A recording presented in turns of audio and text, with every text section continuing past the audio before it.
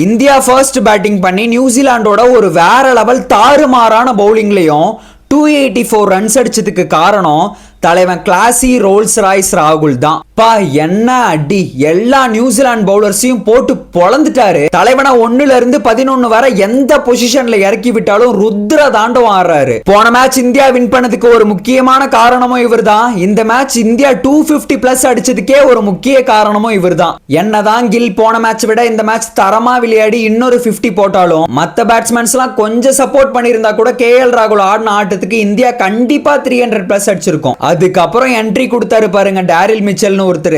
Travis head மாதிரியே இவருக்கும் India மேல என்னதான் காண்டுன்னு தெரியல, இந்தியன் பவுலர்ஸ பார்த்தாலே அடிக்கிறாரு. குறிப்பா இந்த குல்தீப் யாதவ கூப்பிட்டு வச்சு அடிக்கிறாரு.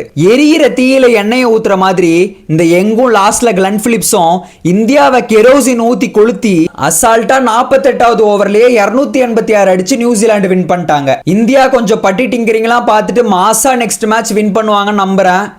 நெக்ஸ்ட் மேட்ச் பார்ப்போம் நண்பர்களே.